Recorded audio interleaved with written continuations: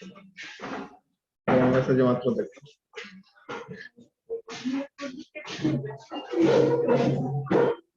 বাঁকা হয়ে গেছে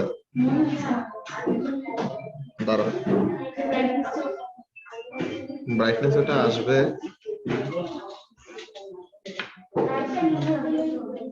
এই মাঝের এই লাইটের সুইচটা কি দেখো তো করে দাও মাঝের এই লাইটটা বন্ধ করে দেন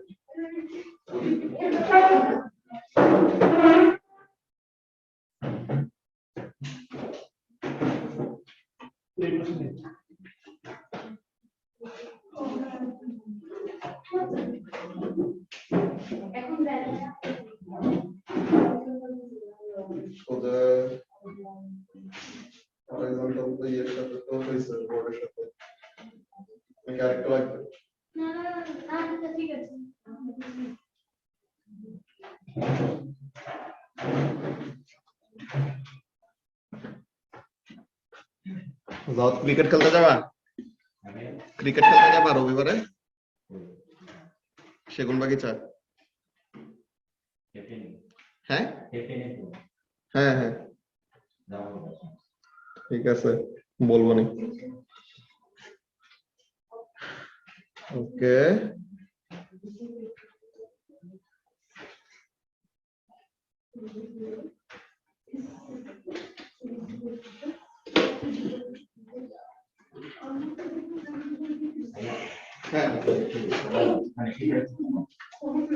ঠান্ডা লাগে ও আচ্ছা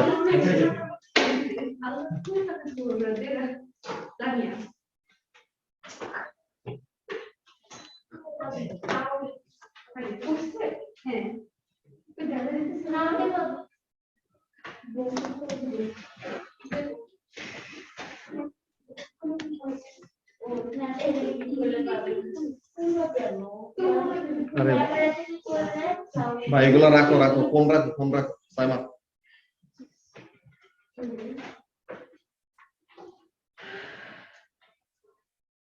ওকে আজকে আমাদের মেইনলি লাস্ট টপিকে শুরু যে গ্র্যাভিটেশনাল ফিল্ড এন্ড এটার সাথে আমাদের অ্যাস্ট্রোফিজিক্স রিলেটেড তো গ্র্যাভিটেশনাল ফিল্ডটা শেষ করে আমরা অ্যাস্ট্রোফিজিক্স ধরবো এরপর মেইনলি আমাদের A2 তে তো কোশ্চেন পেপার খুব ইজি এর জন্য কোশ্চেন পেপার অনেক সময় দেওয়া লাগছে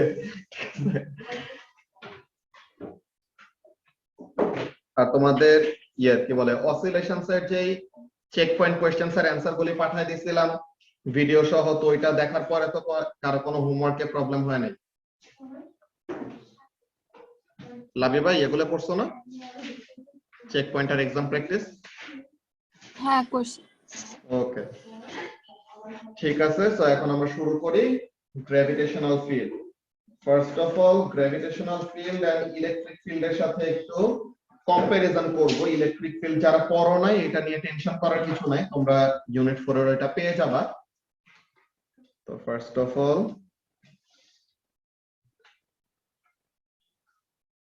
gravitational field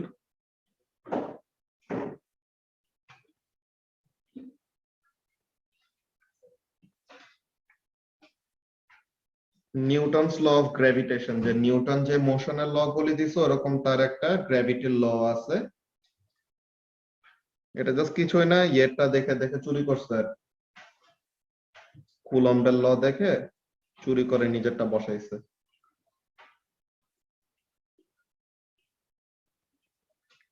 Newton's law of universal gravitation জিনিসটা কেমন you have a mass m1 you have another mass m2 and these two masses are separated by a distance r distance টাকে normally আমরা d দিয়ে represent করি কিন্তু r normally use করা হয় for these calculations তো r তো এখন কি হয় mass number 1 mass number 2 দোনো জনে কি করবে they will attract each other এখন mass বেশি হোক বা কম হোক অ্যাট্রাকটিভ ফোর্সের ভ্যালুটা কি থাকে সেম থাকে ওই ব্যাপারগুলো নিয়ে আমরা আস্তে আস্তে কথা বলবো first of all mass 1 mass 2 কে কি করবে নিজের কাছে অ্যাট্রাক্ট করবে সো তাহলে এই F কিন্তু এইটাকে একটা নাম দিয়ে লেখা হয়, এটা তোমাদের লাগবে না, জাস্ট আমি আলাদা করে বলে রাখতেছি। এটা জাস্ট বাংলা মিডিয়াম না, এমনিতে তুমি এসএটি এক্সাম দিতে সময় তোমার এই টার্মিনোলজিটা পাবা। F12, F12 মানে কি লামিয়া? F12 মানে হলো the force exerted by particle 1 on particle 2. In this case এগুলা কি, পার্টিকেল গুলো হলো mass, তো তার মানে the force exerted by mass number 1 on mass number 2, তো 1 2 দিয়ে এটা বোঝায়। তো তাহলে এই ফোর্সটাকে কি লিখবো Rikti? Exactly, the force exerted by particle 2 on particle 1. Okay, তো তাহলে 1 2 আর 2 1 এগুলো হলো নরমাল আমাদের টার্মিনোলজি। জাস্ট তোমরা এফ লিখলে পরে এনা, কিন্তু 1 2 আর 2 1 এর এই ব্যাপারটা জাস্ট বলে রাখলাম। তো দে অ্যাট্রাক্ট ইচ আদার। এখন এই যে দুইটা ম্যাস একজন আরেকজনকে অ্যাট্রাক্ট করবে, এই ফোর্সটা কয়েকটা জিনিসের উপরে ডিপেন্ড করে। কিসের কিসের উপর? The force is directly proportional to the product of the masses. এটা তোমরা ও লেভেলসে করে আসছো, তাই না? ও লেভেলসে তোমাদের চ্যাপ্টার 26 এ অ্যাস্ট্রোনমির একদম শুরুতে। So the gravitational force is directly proportional to the product of the masses. যে দুইটা ম্যাসের মধ্যে অ্যাট্রাকটিভ ফোর্স তুমি বের করবা, তাদের দুইজনের মাল্টিপ্লিকেশন। আর ডিসটেন্সের সাথে রিলেশনটা কেমন ছিল ইফাস? মনে আছে? স্কয়ার। ডিরেক্টলি প্রপোর্শনাল নাকি ইনভার্সলি প্রপোর্শনাল? Inversely proportional. তো এর জন্য এটাকে একটা নাম বলা হয়, এটাকে বলা হয় ইনভার্স স্কয়ার রিলেশনশিপ। ঠিক আছে, এটাকে কি বলা হয়? This is called inverse square relationship. কেন? বিকজ ডিসটেন্স যদি ডাবল হয়ে যায় তো তখন ফোর্সটা কি হবে? সাইমন, নরমালি দুইটা জিনিস মনে করো যে ইনভার্সলি প্রপোর্শনাল, ঠিক আছে? x বাড়লে y কমে যায়। তো x যদি ডাবল হয় y কি হবে? হাফ হবে না? x যদি 3 টাইমস হয় y কি হবে? 1/3 হবে। x যদি 4 টাইমস হয় y কি হবে? 1/4 হবে, অমন টাইপের। এটা কি জাস্ট যদি ইনভার্স থাকে, যে x and y তারা কি ইনভার্সলি প্রপোর্শনাল, তো এখানে কি হবে? x ডাবল হলে y হবে হাফ, x ট্রিপল হলে y হবে 1/3, x যদি 4 টাইমস হয় y হবে কত? 1/4, এমন টাইপের ব্যাপার ছিল। কিন্তু ফোর্সের সাথে ডিসটেন্সের রিলেশনটা কেমন? শুধু ইনভার্স নাকি ইনভার্সের স্কয়ার? ইনভার্সের স্কয়ার। তো এর মানেটা কি? x যদি ডাবল হয় নরমাল ইনভার্স রিলেশনশিপে কি হতো না, ওরা y হতো হাফ, কিন্তু এখানে কি হবে? হাফের স্কয়ার। হাফের স্কয়ার মানে কি? হাফের স্কয়ার মানে হলো 1/4। বাপ রে, ক্যালকুলেটর, হিউম্যান ক্যালকুলেটর। তারপরে নরমালি x যদি ট্রিপল হইতো তো তাহলে y কত হওয়ার কথা? 1/3 হওয়ার কথা। তো এখন ইনভার্স স্কয়ার রিলেশনশিপ যদি হয় তো তাহলে কি হবে শুভাশিস? 1/3 এর স্কয়ার, তো তার মানে কি 19। নরমাল ইনভার্স রিলেশনশিপ হলে পরে y যদি 4 টাইমস হয়, কি বলে, x যদি 4 টাইমস হয় y কি হইতো? 1/4। কিন্তু এখানে ইনভার্সের স্কয়ার যদি হয় তো তার মানে কি 1/4 এর স্কয়ার মানে কত? 1/16। তো তার মানে গ্র্যাভিটেশনাল ফোর্সের সাথে ডিসটেন্সের রিলেশন কিন্তু আসলে ইনভার্স স্কয়ার, শুধু ইনভার্স না। এই ব্যাপারটা অলওয়েজ মাথায় রাখবা, বিকজ ইনভার্স স্কয়ার খুবই ইম্পর্টেন্ট একটা রিলেশনশিপ। এটা কয়েকটা স্পেসিফিক জিনিসের মধ্যে থাকে, চার্জদের মধ্যে, ম্যাসদের মধ্যে এই রিলেশনশিপটা কাজ করে। ওকে, তো এই জিনিসটা জাস্ট এক্সট্রা, এটা আলাদা নোটস এর কাজ না, জাস্ট বোঝানোর জন্য যে ইনভার্স স্কয়ার রিলেশনশিপটা আসলে কি বোঝায়। ওকে, তো এখন আমরা mainly Newton's law of universal গ্র্যাভিটেশনটাকে ওয়ার্ডস এ লিখবো।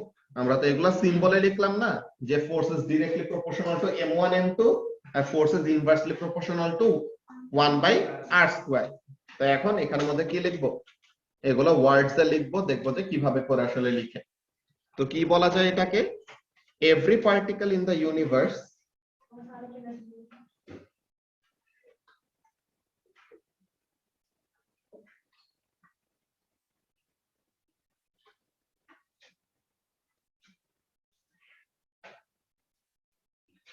attracts every other particle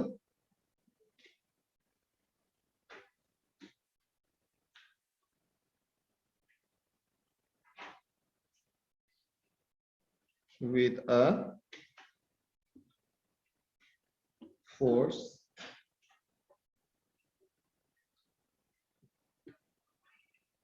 which is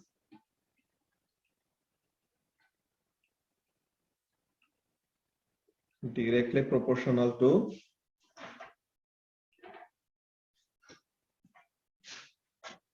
এত তাড়াতাড়ি Nishat directly proportional to the product of the masses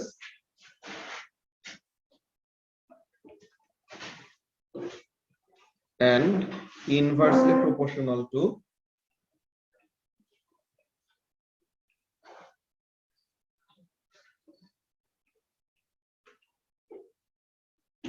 the square of the distance between them.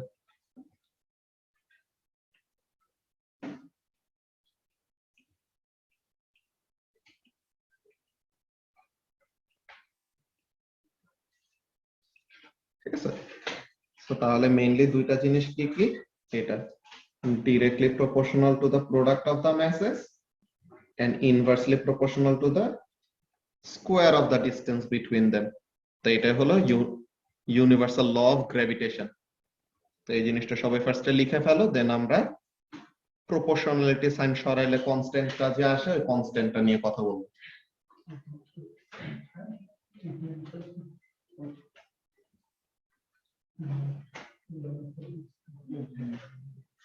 নিশাদকে কি এসব জায়গা রাখতে বলছো নাকি? না,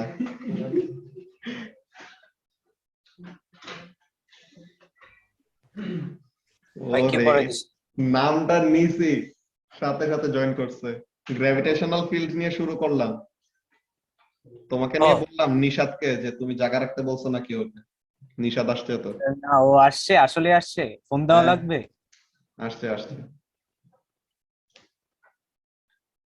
ওকে, সবাই একটু তাড়াতাড়ি এই জিনিসটা কপি করে ফেলো, দেন আমরা ফর্মুলাটা নিয়ে দেখব যে প্রপোর্শনালিটি সাইন সরাইলে পরে কনস্ট্যান্টটা যে আসে ওইটার কাহিনীটা কি।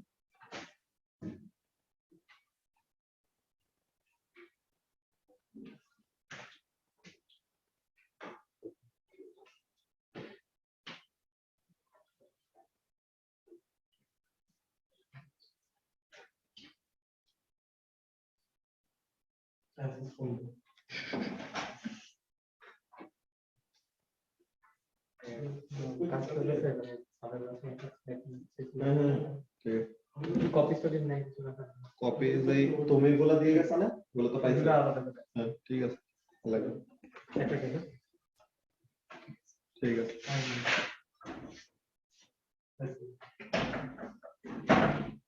ওকে, সো তাহলে পরে আমরা এখন কন্টিনিউ করি। জিনিস দুইটা কি ছিল? Force is directly proportional to m1 m2 আর force is proportional to 1/r²। তো এখন এই দুইটা কেমন লেখা যায় না দেখো তো Lamia. Force is proportional to m1 m2 divided by r², এমন লিখলাম। তো এখন এই যে মাঝে আমাদের প্রপোর্শনালিটি সাইনটা আছে, প্রপোর্শনালিটি সাইনটা সরানোর জন্য কি করতে হয় শুভাশিস? একটা কনস্ট্যান্ট আনতে হয়। In this case the constant is capital G. এই ক্যাপিটাল জি এরকম কনস্ট্যান্ট করে তোমাদের ক্যালকুলেটরে তোমরা দেখে থাকতে পারো যে ক্যালকুলেটরে তো সব এরকম কনস্ট্যান্ট ইউজ করে উল্টাপাল্টা গালি লিখে। ঠিক আছে, ক্যালকুলেটরে এরকম লেখা যায় এ দেখ এমনি করে এ লেখা যায়, এমনি করে বি লেখা যায়, এল লেখা যায়। ঠিক আছে, এইসব করে করে ক্যালকুলেটরের মধ্যে লিখে এমনি করে ফ্রেন্ডদের দেখায়। ঠিক আছে, দেখ কি লিখছে আইনস্টাইন। আচ্ছা, এখন এখানের মধ্যে কাজটা কি, যে ওরকম এইচ লেখা, যে ক্যালকুলেটরে যে এইচ লিখতো এটা আসলে কি ছিল? প্ল্যাঙ্কস কনস্ট্যান্ট ছিল। ঠিক আছে, তো ক্যালকুলেটরে যে এরকম কে লিখতা, কে জিনিসটা কি ছিল? ওই ইলেকট্রিক ফিল্ডের মধ্যে আমরা যেটা পড়ছিলাম 9 × 10⁹ ওই ভ্যালু তমন। তো এখানের মধ্যে এরকম জিটাও আছে তোমাদের ক্যালকুলেটরের মধ্যে। ঠিক আছে, তো জিটা কি? এটা হলো ইউনিভার্সাল গ্র্যাভিটেশনাল কনস্ট্যান্ট। ঠিক আছে, জিটাকে কি বলা হয়?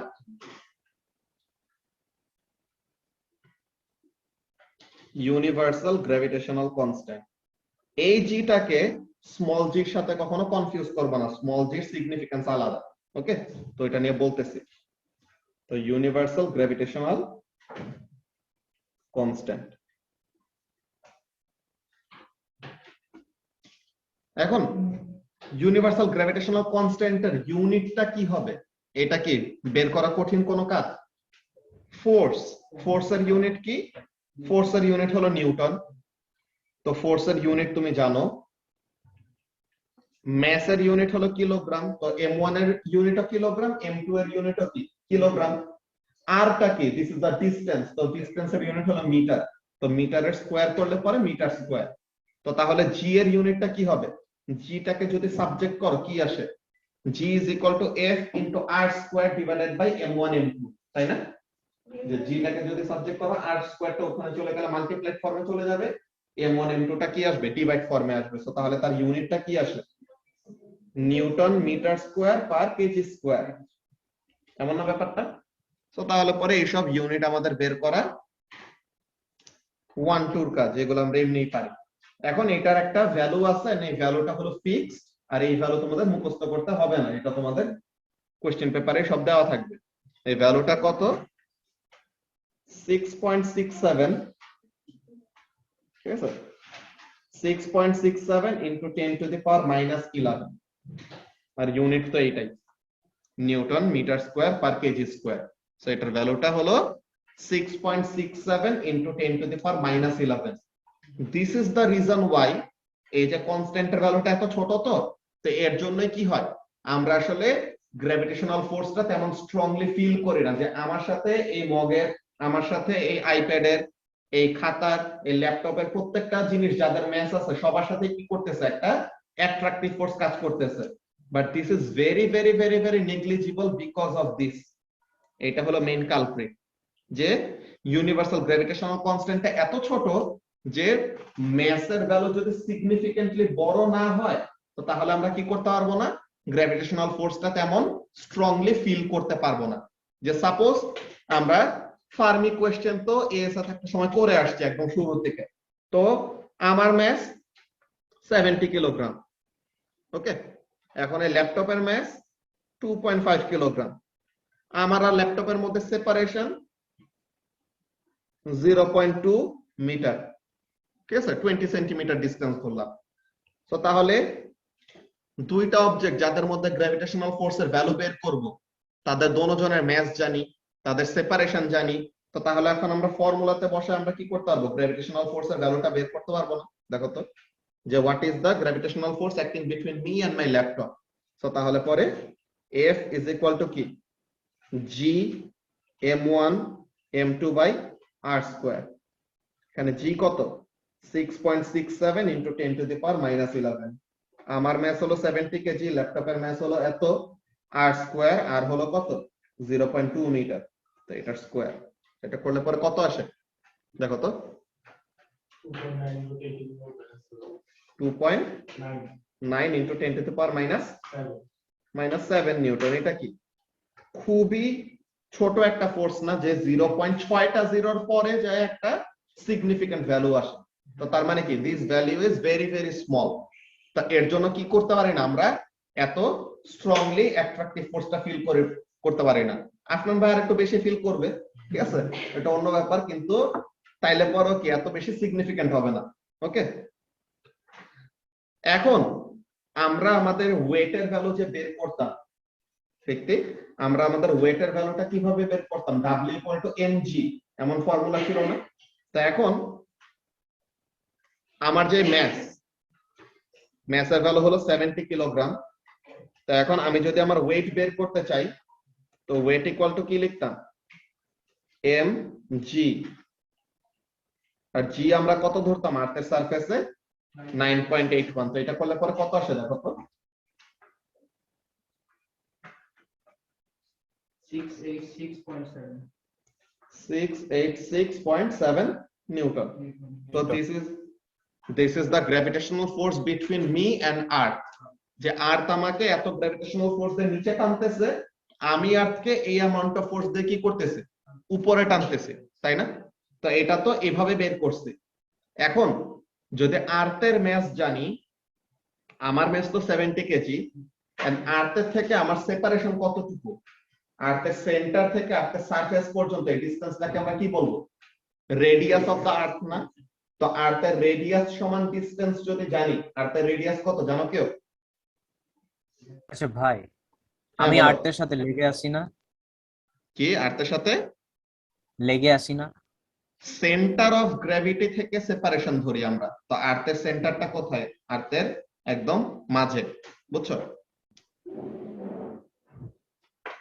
তো এখন আমি যদি আর্থের সাথে কম্পেয়ার করি, আচ্ছা, আমি যদি একটা স্কাই স্ক্রেপারে উঠি তাহলে আমার ডিস্টেন্সটা আরো বেড়ে যাবে না? হ্যাঁ আরো বাড়বে, তো তখন তুমি গ্র্যাভিটেশনাল ফোর্স আরো কম ফিল করবা,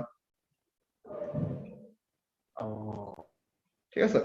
তো এখন এই হলো আর্থ, এই আর্থের সারফেসে আমি, ওকে।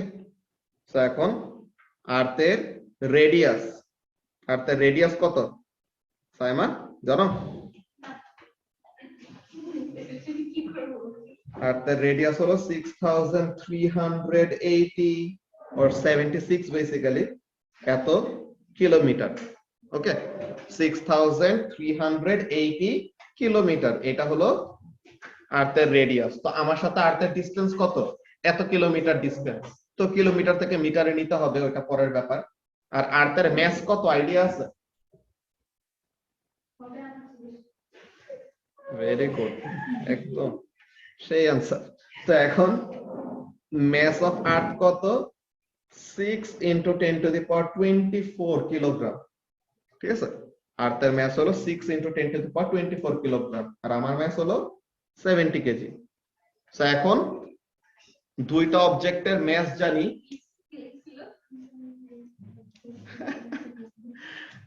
আচ্ছা। তো এখন দুইটা অবজেক্টের যাদের মধ্যে গ্র্যাভিটেশনাল ফোর্সের ভ্যালু বের করব, তাদের দুজনের ম্যাস জানি, তাদের মধ্যে সেপারেশন জানি। তো এখন আমরা যদি ক্যালকুলেট করি, this is suppose to be close to this value, তাই না? তো এখন দেখি কি আসে। The gravitational force is equal to G m1 m2 by r squared. এখন G হলো 6.67 into 10 to the power minus 11, এরপরে একটা ম্যাস হলো 70 কেজি, আর একটা ম্যাস কত? 6 into 10 to the power 24 kg divided by 6380। এটা কি মিটার নাকি কিলোমিটার? কিলোমিটার। কিলোমিটার থেকে মিটারে নেওয়ার জন্য কি করতে হয়? 1000 দিয়ে মাল্টিপ্লাই করতে হয়, তো মাল্টিপ্লাই করলাম, দেন এটা স্কয়ার করলাম। ডিসটেন্স দেখছো? ডিসটেন্স কিন্তু হিউজ, বিশাল ডিসটেন্স। তাইলে পরেও এত সিগনিফিক্যান্ট একটা গ্র্যাভিটেশনাল ফোর্স কাজ করতেছে কেন? বিকজ আর্থ হলো সাইমার থেকে বেশি ম্যাসিভ, ঠিক আছে? এখন এইটার জন্য আমাদের ভ্যালুটা কত আসে দেখো তো।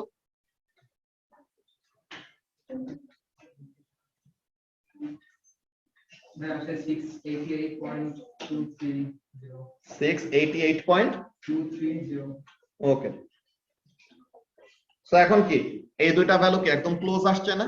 এখন এই জিনিসটা আসলে কি করে, আর্থের রেডিয়াস আমাদের জায়গায় জায়গায় ভ্যারি করে, এর জন্য এক এক জায়গায় আমাদের কি ওয়েটের ভ্যালু এক এক রকম। তোমার মনে করো যে তোমার ওয়েট কমানোর অনেক ইচ্ছা, বুঝছো ব্যক্তি, তোমার ওয়েট কমানোর অনেক ইচ্ছা, অনেক বেশি মোটা হয়ে গেছো, তা এখন কিন্তু তোমার ওয়ার্কআউট করতে ভালো লাগে না, ঠিক আছে?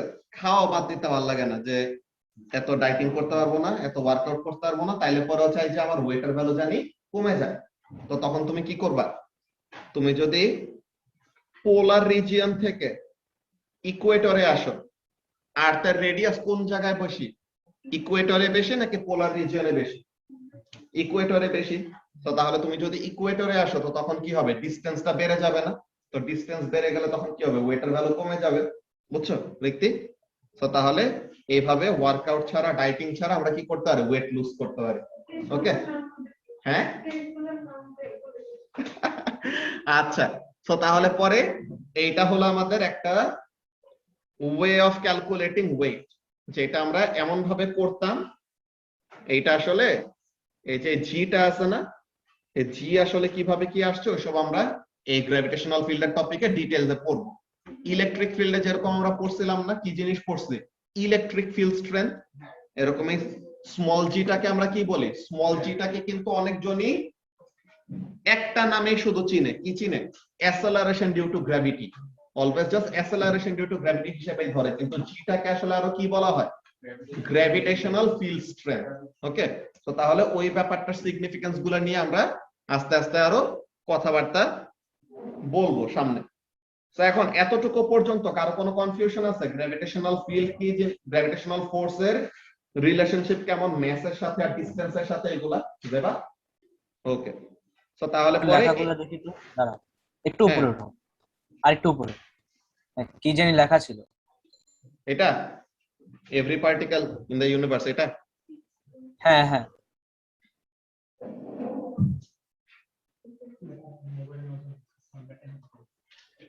আচ্ছা হ্যাঁ বুঝছি, ফর্মুলাই। ওকে, ওই ফর্মুলাটাই জাস্ট ওয়ার্ডে লেখা। ওকে, আচ্ছা, তো এখন এটা গেল আমাদের জেনারেল কথাবার্তা কিসে নিয়ে, গ্র্যাভিটেশনাল ফিল্ড নিয়ে। এখন আমাদের গ্র্যাভিটেশনাল ফিল্ড আর ইলেকট্রিক ফিল্ডের মধ্যে কয়েকটা সিমিলারিটি আছে, কয়েকটা ডিফারেন্স আছে। ঠিক আছে, ডিফারেন্সে বেশি, সিমিলারিটি কম। তো এখন ওই ব্যাপারগুলি কেমন, ওই জিনিসগুলো আমরা দেখি।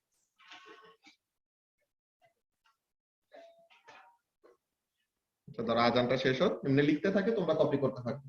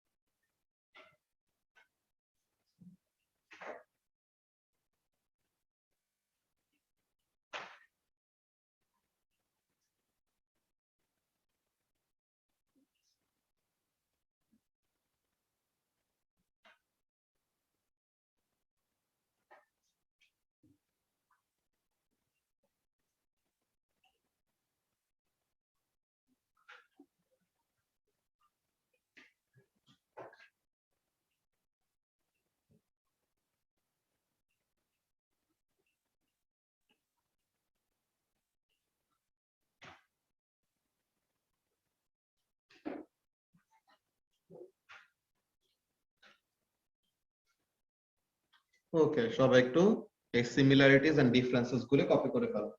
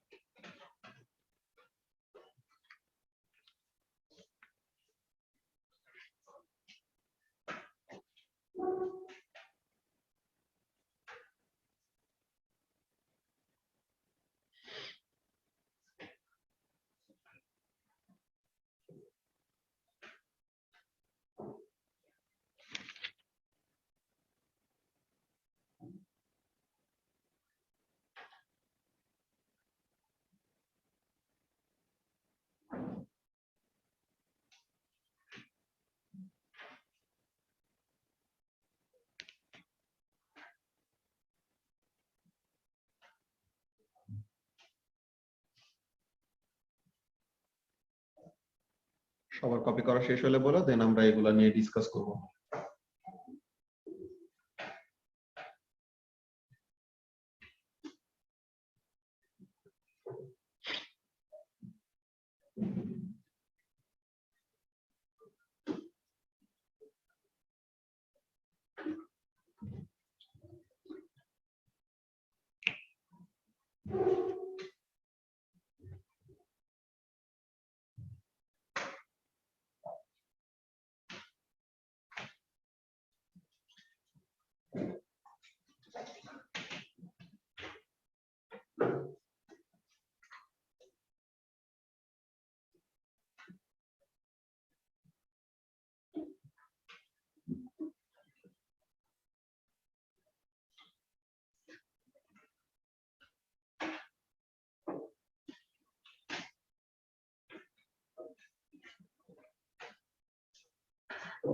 ওকে, সো এখন এখানে আমাদের খেয়াল করো যে আমাদের ইলেকট্রিক ফোর্স বা কুলম্বস ল যদি তোমরা ইউনিট 4 এ পড়ে থাকো, তো ওখানের মধ্যে থেকে দেখছো যে ইলেকট্রিক ফোর্সের ফর্মুলাটা আমাদের গ্র্যাভিটেশনাল ফোর্সের মতো।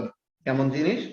যে F = K Q1 Q2 by R square, এরকম ছিল ফর্মুলা। ওকে, সো ইউনিট 4 এ এটা পাবা, যারা যারা ইউনিট 4 এখনো পড়ো নাই তো এটা নিয়ে টেনশন করার কিছু নাই। তো গ্র্যাভিটেশনাল ফোর্স আর ইলেকট্রিক ফোর্সের মধ্যে মেইন সিমিলারিটি এইটাই, কি জিনিস? যে তোমার দোনোজনে কি করতেছে, ইনভার্স স্কয়ার লটা ওবে করতেছে, যে distance between the two particles যদি ডাবল হয়ে যায় তো তখন ফোর্সটা কি হয়ে যায়, 1/4 হয়ে যায়, অমন টাইপের রিলেশনশিপ। তো তাহলে মেইন সিমিলারিটি হলো জাস্ট এইটাই, কি জিনিস? Both of them obey inverse square law.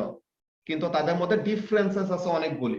Difference গুলি কেমন দেখো, যে কোন একটা ইলেকট্রিক ফিল্ড আসতেছে একদিকে, তুমি কিন্তু চাইলেই কি করতে পারো, you can use a metallic shield or একটা মেটালিক বডি দিয়ে মেটাল কি ইলেকট্রিসিটি অনেক ভালোভাবে কন্ডাক্ট করতে পারে। ম্যাসের মধ্যে কিন্তু এমন কিছু নাই যে সে বেশি গ্র্যাভিটেশনাল ফোর্স এক্সার্ট করতে পারবে, সে কম পারবে, এমন না। ম্যাস থাকা মানে সে কি করতে পারে, গ্র্যাভিটেশনাল ফোর্স এক্সপেরিয়েন্স করতে পারে। কিন্তু ইলেকট্রিসিটির মধ্যে কি আছে, conducting and non conducting behaviour কাজ করে। তো ইলেকট্রিক ফিল্ডকে কি করা যায়, শিল্ডিং করা যায়। যে ওরকম তোমার দিকে কোন একটা ইলেকট্রিক ফিল্ড এরকম মারা হয়েছে, তুমি কি করতে পারবা, ইলেকট্রিক ফিল্ডটাকে মেটালিক কোন একটা বডি দিয়ে শিল্ড করে তার ডিরেকশনটাকে চেঞ্জ করে দিতে পারবা। কিন্তু আর্থ তোমাকে গ্র্যাভিটেশনাল ফোর্স দিয়ে টানতেছে, তুমি কি এরকম একটা মেটাল দিয়ে ধরে বলবা যে আমার অ্যাট্রাক্ট করিস না? ঠিক আছে, তুমি তো আর্থের এই অ্যাট্রাকটিভ ফোর্সটাকে কি করতে পারবা না, শিল্ড করতে পারবা না। তো তার মানে ইলেকট্রিক ফিল্ড কি করা যায়, শিল্ডিং করা যায়, কিন্তু গ্র্যাভিটেশনাল ফিল্ডকে কি করা যায় না, শিল্ডিং করা যায় না। ইলেকট্রিক ফিল্ড আবার মিডিয়ামের উপরে ডিপেন্ড করে। যে মনে করো কি আছে, দুইটা অবজেক্ট পানির উপরে আছে, দুইটা চার্জ পার্টিকেল পানির উপরে আছে, তাদের মধ্যে যে অ্যাট্রাকটিভ, তাদের মধ্যে যে রিপালসিভ ফোর্সটা কাজ করবে, একটা পানির উপরে আছে একটা পানির নিচে আছে, তাদের মধ্যে কিন্তু ডিসটেন্স সেম, কিন্তু একজন একটা মিডিয়ামে আরেকজন ডিফারেন্ট একটা মিডিয়ামে। তো মিডিয়াম চেঞ্জ হলে পরে ইলেকট্রিক ফোর্সের মধ্যে কি হয়ে যায়, কন্ডাক্টিভিটি চেঞ্জ হয়ে যায়। তো এর জন্য ফোর্সের ভ্যালুতে কি আসে, চেঞ্জ আসে। ওকে, সো তার মানে ইলেকট্রিক ফিল্ডটা কি করে, মিডিয়ামের উপরে ডিপেন্ড করে। কিন্তু আমাদেরকে কি কখনো দেখছো যে ওয়াটারে গেছে, তো এর জন্য আমাদের ওয়েটের ভ্যালু ডিফারেন্ট হয়ে গেছে? ওয়েট অলওয়েজ যা ছিল ওইটাই থাকে, জাস্ট কি হয় আমাদের অন্য কোন ফোর্সের মধ্যে চেঞ্জ আসে, আপথ্রাস্ট আপথ্রাস্ট ওইসবের মধ্যে চেঞ্জ আসে, কিন্তু ওয়েটের ভ্যালু আমাদের অলওয়েজ ফিক্সড। ঠিক আছে, তো তার মানে ইলেকট্রিক ফিল্ড শিল্ড করা যায়, ইলেকট্রিক ফিল্ড কি হয়, মিডিয়ামের উপরে ডিপেন্ড করে। এখন ইলেকট্রিক ফোর্স কি হইতে পারে, অ্যাট্রাকটিভও হইতে পারে, রিপালসিভও হইতে পারে। যে like charges repel, opposite charges attract. কিন্তু গ্র্যাভিটেশনাল ফিল্ডের মধ্যে কিন্তু কোনো রিপালশন নাই, সবকিছুই কি জাস্ট অ্যাট্রাকটিভ ফোর্স কাজ করে। তো তাহলে gravitational force is always attractive, কিন্তু ইলেকট্রিক ফোর্স কি হইতে পারে, অ্যাট্রাকটিভও হতে পারে, রিপালসিভও হইতে পারে, ডিপেন্ড করে কোন দুইটা চার্জের মধ্যে আমরা কনসিডার করতেছি। এন্ড ফাইনালি যে কথাটা আমরা আগেও বলছিলাম একটু আগে, যে গ্র্যাভিটেশনাল ফিল্ডটা বা গ্র্যাভিটেশনাল ফোর্স নরমালি উইক হয় কেন, বিকজ জি এর ভ্যালুটা যে কনস্ট্যান্টটা ওইটা কি খুবই স্মল, 10⁻11। আর ইলেকট্রিক ফিল্ডের যে ফোর্সটা কাজ করে ওখানে ফোর্সের ভ্যালুটা কি খুবই লার্জ। কেন, বিকজ কে এর ভ্যালু হলো অনেক বড়। যে এখানের মধ্যে ভ্যালুগুলো যদি দুইটা লিখি, এটা হলো 6.67 × 10⁻11 newton metre square per kg square. আর এখানে এটা হলো 8.99 into 10 to the power positive 9। ওটা -11 আর এটা কি 10 টু দি পাওয়ার পজিটিভ 9। এটার ইউনিট হলো newton metre square per coulomb square. ঠিক আছে? তো তাহলে এটাই কি করে দেয়, এই কনস্ট্যান্টটাই অনেক বড় একটা ডিফারেন্স ক্রিয়েট করে দেয় যে ইলেকট্রিক ফোর্স অনেক অল্প চার্জ হলেও ইলেকট্রিক ফোর্সটা কি সিগনিফিকেন্টলি বোঝা যায়। কিন্তু গ্র্যাভিটেশনাল ফোর্স আমরা মাত্র ক্যালকুলেট করে এসে দেখলাম সেপারেশন অনেক কম, কিন্তু তাইলে পরেও কি ম্যাসের ভ্যালু সিগনিফিকেন্টলি লার্জ না হইলে, ঠিক আছে, সাইমার থেকে বেশি ম্যাস না হইলে তখন আমরা কি বুঝবো না গ্র্যাভিটেশনাল ফোর্সের ভ্যালুটা এরকম এক্সপেরিয়েন্স করতে পারবো না।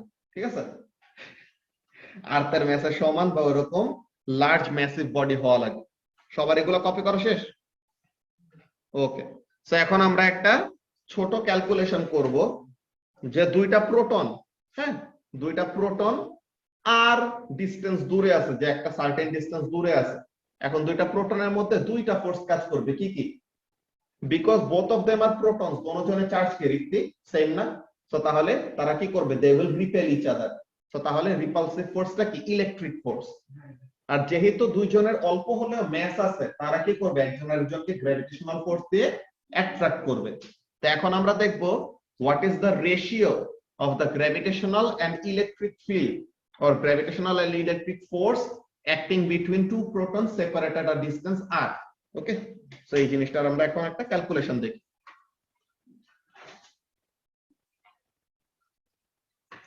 সো এটা একটা কোশ্চেন, কি জিনিস? Find the ratio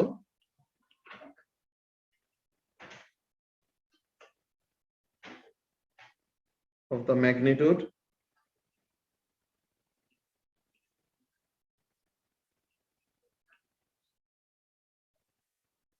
of the electric force Fe and the gravitational force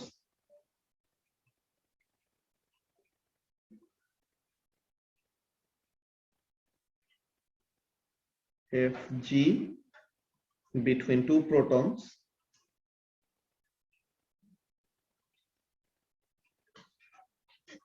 separated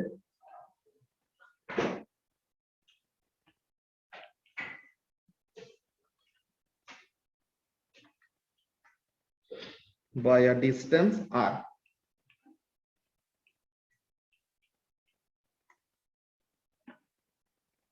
so কি বের করতে বলছে? Basically Fe divided by Fg কত হবে এটা বের করতে, তাই না? তো এখন দেখো Fe মানে কি ইলেকট্রিক ফোর্স, এটা কি K Q1 Q2, যে দুইটা চার্জের প্রোডাক্ট ডিভাইডেড বাই তাদের দুজনের মধ্যে ডিসটেন্সের স্কয়ার। আর গ্র্যাভিটেশনাল ফোর্সটা কি শুভাশিস? G M1 M2, যেখানে ম্যাস দুইজনের মধ্যে, ঠিক আছে, ডিভাইডেড বাই r স্কয়ার। এখন r তো আমাদের জানাই লাগে না, r গুলা কি হয়ে যায়, কাটাকাটি চলে যায় না লামিয়া। তো তাহলে r স্কয়ার দুইটা কি হয়ে গেল, কাটাকাটি হয়ে গেছে। সো r স্কয়ার কাটাকাটি। তো এখন কি থাকে, Fe বাই Fg টা দিয়ে আমি করবোটা কি?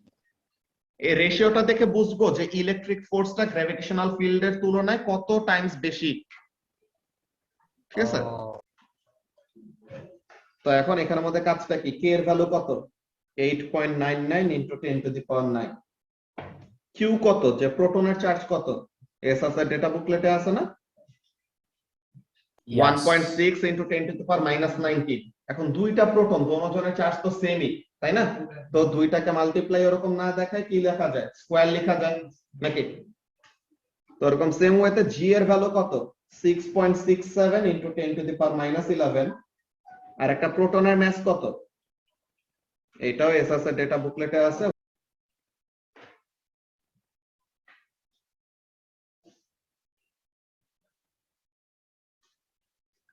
ওকে, সো তাহলে এখানের মধ্যে আমরা যদি ভ্যালুস গুলো বসাই, যে একটা প্রোটনের ম্যাস কত 1.67 into 10 to the power -27 KG. So তাহলে দুইটা প্রোটনের ম্যাস তো সমানই হবে, তো দুইজনের প্রোডাক্টটাকে ওরকম স্কয়ার হিসেবে লিখছি। ঠিক আছে? তো এটা দেখো তো ক্যালকুলেটর বসালে পরে ভ্যালুটা কত আসে,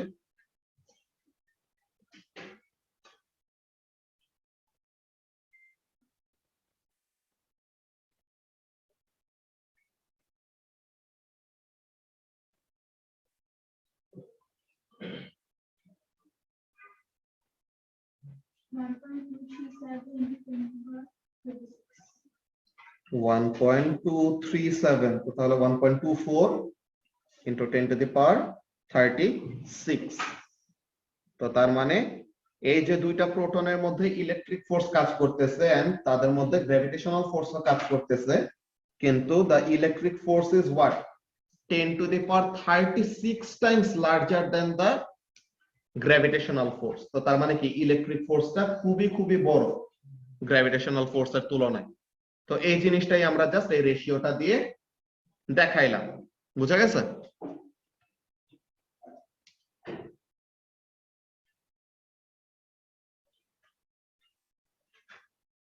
তো সবাই একটু এই জিনিসটা কপি করে ফেলো আজকে আমাদের আরেকটা ছোট জিনিস দেখা বাকি আছে ওই জিনিসটা এখন আমরা শো করব সবাই ফার্স্ট এই জিনিসটা কপি করে ফেলো এসএস টাইম শেষ হয়ে গেছিল তোমার নাম বলার সাথে সাথে বলে যে টাইম আপ আচ্ছা আচ্ছা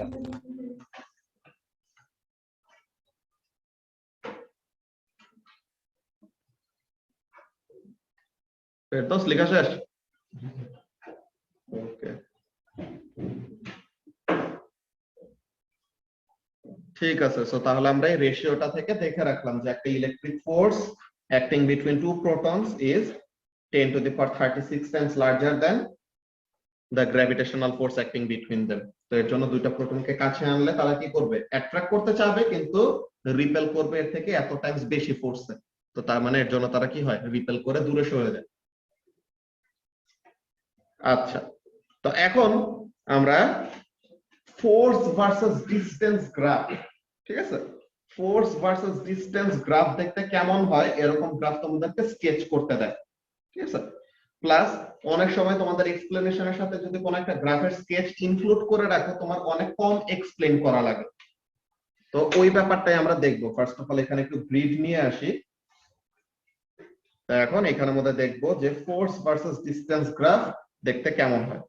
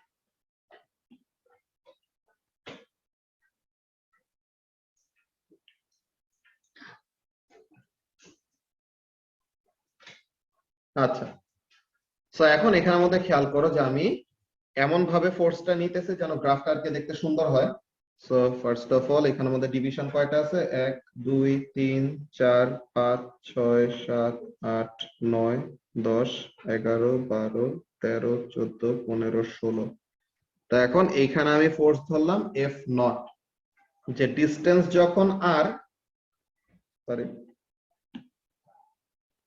ডিসটেন্স যখন আর নট যে ইনিশিয়াল ডিসটেন্সের সময় ফোর্সের ভ্যালুটা হলো কত এফ নট ওকে তো এখন আমাদের মেইনলি কনসেপ্টটা কি ছিল ডিসটেন্স ডাবল হলে ফোর্সটা কি হবে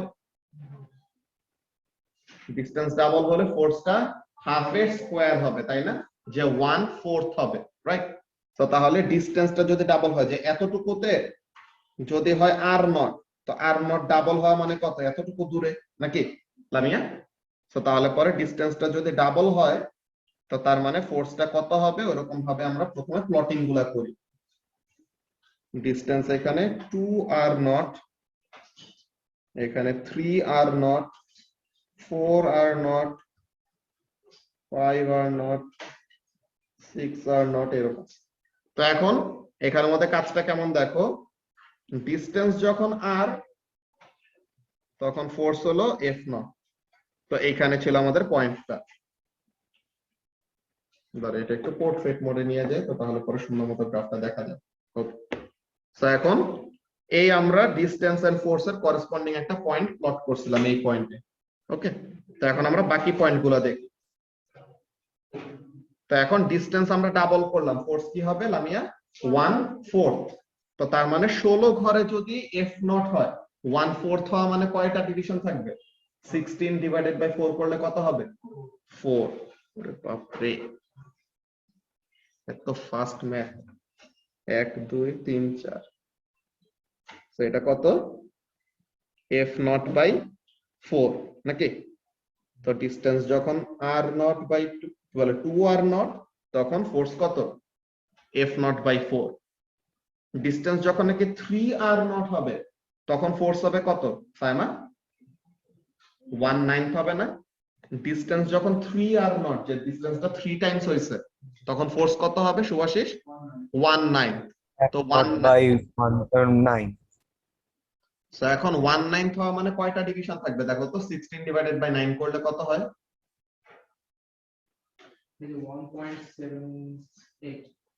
1.78। তো তার মানে এরকম একটা জায়গায় বুঝলাম না ভাই, কি করলো? 16 ঘরে, যে এখানে ডিভিশন কয়টা গুনছিলাম, 1টা 2টা 3টা এরকম করে করে 16টা ডিভিশন গুনছিলাম, যে এফ নট কত ঘরে হয়েছিল? 16টা ডিভিশনে হলো হ্যাঁ। তোমার এফ নট। তো তাহলে পরে হ্যাঁ হ্যাঁ হ্যাঁ, তোমার এফ নট বাই 4 হইলে পরে কয়টা ডিভিশন হবে অন্যান্য করে বের করছে, ওই তো রেশিওটা। ওইটাই। তো তাহলে পরে কত আসে? 1.78। তো তাহলে পরে 3 আর নট হলে পরে কত হবে? 1.78। তাহলে পরে 1, এটা হলো 2। তো তাহলে 2 এর থেকে একটু নিচে আর কি। এখানে তো 1.78 এক্স্যাক্টলি বসানো যাবে না, তো অ্যাপ্রক্সিমেটলি এমন একটা জায়গা। তো এখন ডিসটেন্স যদি 4 আর নট হয়, তো তখন ফোর্সটা কি হবে? 1/16। তো তার মানে কয় ডিভিশন থাকবে? একটা ডিভিশন। দেন ডিসটেন্স যদি 5 আর নট হয়, তো তখন কত হবে? 1/25, তাই না? তো তাহলে 16 ডিভাইডেড বাই 25 করো, এরকম কিছু একটা 0.5 এর চেয়ে একটু উপরে। দেন 1 বাই কি বলে, ডিসটেন্স যদি 6 টাইমস হয়, তো তখন কত হবে? 1/36, তাই না? তো তাহলে ওখানের মধ্যে তোমার 0.5 এর চেয়ে একটু কমের দিকে, এমন টাইপের। তো তাহলে এই হলো আমাদের মেইনলি গ্রাফটা। তো এখন এই গ্রাফটা কি করতে হবে? আমাদের কমপ্লিট করা লাগবে। তো এখন এইখানের মধ্যে অনেকজনই তোমার গ্রাফটা কি করতে হয়, একটানে আঁকতে হয়, বুঝছো? তুমি প্রত্যেকটা পয়েন্টে পয়েন্টে যদি থামো, যে এখান থেকে এতটুকু নিলা, দেন তুমি তোমার কলমটা যখনই নাকি থামাবা, পেন্সিল যখনই নাকি থামাবা, তখনই দেখবা যে গ্রাফটা কি হয়ে যায়, একটু ব্রেক হয়ে যায়, বুঝছো? যে একটা এরকম লাইন আসলো, দেন দেখে মনে হবে কি সেপারেট আর একটা লাইন। যে তারা কি আঁকতে বলে? তারা একটা লাইন অফ বেস্ট ফিট আঁকতে বলে। অনেকজনই ব্যাপারটা বুঝে না, কি করে দেখো, তারা একটুক গেল, দেন একটুক গেল, দেন একটুক গেল, এমন করে করে আঁকে। তো এখানে কি লাইনটা কিন্তু ফিক্স থাকলো না। তুমি একটা লাইন স্ট্রেট লাইন আঁকছো, আর একটা স্ট্রেট লাইন আঁকছো, আর একটা স্ট্রেট লাইন আঁকছো, প্রত্যেকটা কিন্তু সেপারেট সেপারেট লাইন, কিন্তু তারা তোমাকে একটা লাইন আঁকতে বলছে। তো একটা লাইন আঁকার জন্য আমাদের এই জিনিসটা আসলে প্র্যাকটিস করা লাগে। তুমি কি করবা, এই জিনিসটা একবারে যে আঁকবা, তো এটা প্রথমে তুমি টান দিবা না। যে মনে করো প্রথমে তুমি কি করলা, আমি আমার জন্য যে জিনিসটা সুবিধা হয়, যে এরকম স্ট্রেট ধরে আঁকতে সময় মনে করো যে মাঝে ব্রেক নেওয়া লাগে বা ওরকম বাঁকা হয়ে যায়। তো এর জন্য তুমি কি করতে পারো, তোমার পরীক্ষার খাতাটাকে এরকম ঘুরায় নিজের কাছে এমন ভাবে নিয়ে কি করবা, প্রথমে ওই পয়েন্ট গুলোর উপর দিয়ে হাতটা এরকম কয়েকবার টার্ন করবা, দেখবা যে এরকম ভাবে লাইনটা কি করতে হবে, ড্র করতে হবে। দেন একবারে তুমি লাইনটা এঁকে দিবা, ঠিক আছে? যে ফার্স্ট অফ অল আমি এটা একটু বোর্ডে এঁকে দেখাই, দেন আবার এখানের মধ্যে এঁকে দেখাইতেছি। সো এই যে গ্রাফের পয়েন্টগুলি এমন, তো এখন এই পয়েন্টগুলো ফার্স্টেই তুমি লাইনটা এমন ভাবে ড্র করবা। তো উপর থেকে নিচে নামতে সময় বা নিচে থেকে উপরে উঠতে সময় যে কোনো ভাবে তুমি লাইন ড্র করতে পারো। এরকম কি করবা? মানে একটা ফ্রি হ্যান্ডে আর যেমন ড্র করে ওরকমই। তো এখন এই জিনিসটা একবারে লাইনটা তোমার কি করা লাগবে? টানা লাগবে, বুঝছো? সো এখন এই জিনিসটা যদি একবারে আঁকি,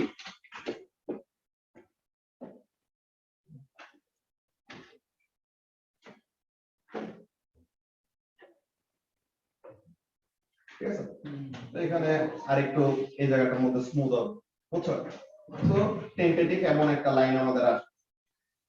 তো এই জিনিসটা এখন আমরা এই কাঁচের উপরে ড্র করে একটু কষ্ট, তো তাইলে পরে এখানে আমাদের দেখবো হোপফুলি ঠিকঠাক হবে।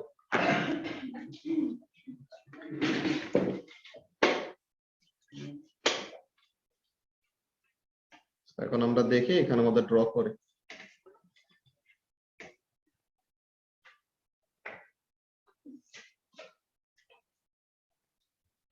যে এই জিনিসটা এখানে মধ্যে পিছলায় যায়, চলো সবচেয়ে বাজে অবস্থা।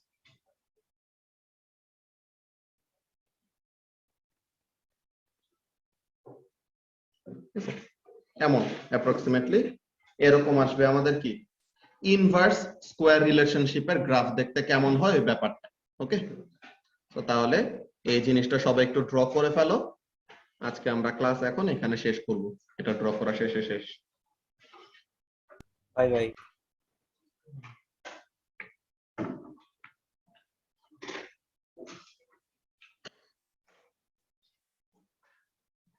আমাদের দেখো প্রথমে কিন্তু ফলটা খুবই লার্জ, প্রথমে জাস্ট ডাবল হইতে সময় তখন অনেক বড় একটা চেঞ্জ, এরপরে চেঞ্জটা আস্তে আস্তে কমা শুরু করে, কম রেটে হয় আর কি।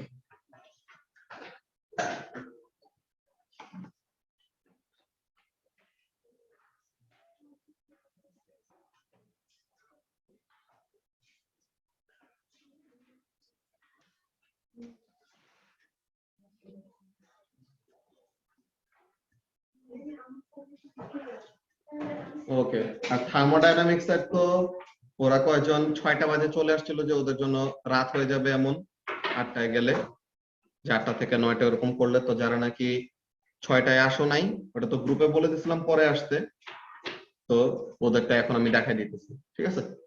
থার্মোডাইনামিক্স এর যে ভিডিওগুলি দেখে আসছো নোটগুলো বের করো, ওখানের মধ্যে থেকে বুঝাই দেব ইন্টারনাল এনার্জির কনসেপ্ট পর্যন্ত। ওকে, সো আমরা ক্লাসটা এখন এখানে শেষ করি। আল্লাহ হাফেজ।